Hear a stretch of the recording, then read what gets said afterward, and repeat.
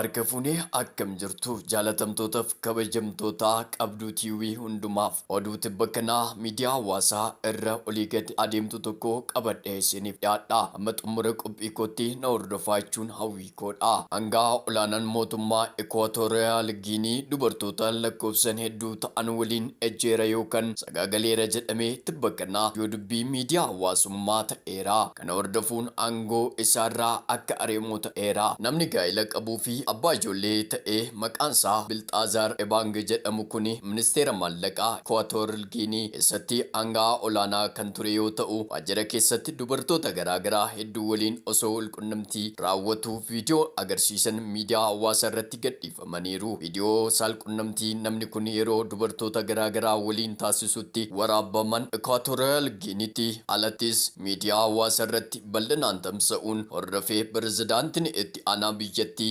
waajjiraalee mootummaa keessatti namoota gocha akkasii kana raawwatanitti irratti tarkaanfii cimaa akka fudhatu ibsuun akeekkachiisa dabarsuun isaanii ni yaadatama. Bilxaazaar viidiyoowwan saalqunnamtii kunneen osoo ifa hin bahin dura yakka malaammaltummaa shakkamee mana hidhaa Black Beach jedhamu magaalaa guddoo biyyattii walaabuu keessatti argamtutti hidhamee kan jiru yoo ta'u, hanga ammaatti dubartoota hedduu waliin ejjeera jedhamuun ilaalchisee deebii kenne hin qabu. Hangaan kun pirezidaantii biyyattii Teewodiroos Obiyaang Nguwaam waliin firooma kan qabu ta'ullee viidiyoon kunneen ifa ba'uu hordofee xalayyaa pirezidaantichi mallatteessaniin aangorraa ari'amuun ibsameera. Lammiilee Ikwaatooriyaal Giinii biratti miidhagaa ta'uun isaa kan himamu Bilxaazaar Ebang Ngongwaa sababa miidhagina isaatiin maqaa masoo beelloo jedhuun beekama. Namni kun dubartoota dhibbaan lakkaa'amanii fi haadhotii warraa aanga'oota waliin osoo saalqunnamtii raawwatu viidiyoon waraabame miidiyaa hawaasaa irratti ifa ba'uun isaanii biyyattii keessatti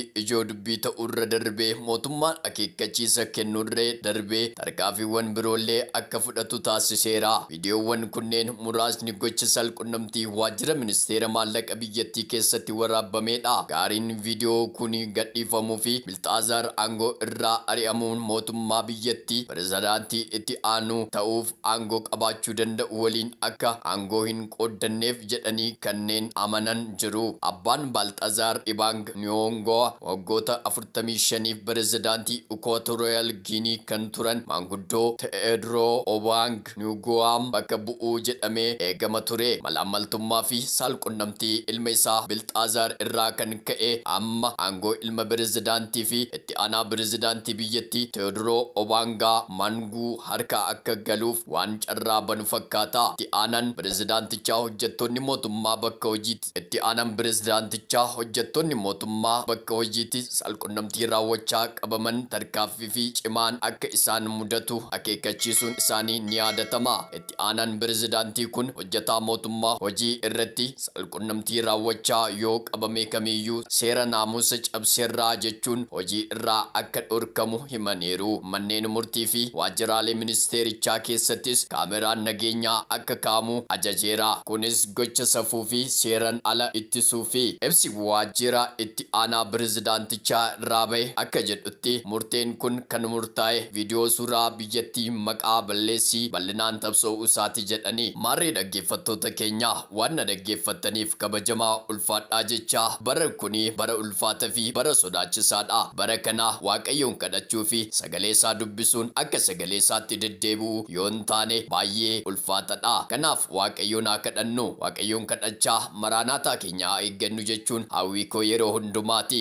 An kan oduu kana isiniif dhiyeesse jaalatamaaf kabajamaa qaxalee keessaniif tudha. Waan na dhaggeeffattaniif kabaji keessan guddaadha. Ulfaadhaa kabajamaa horaa bulaa deebanaa.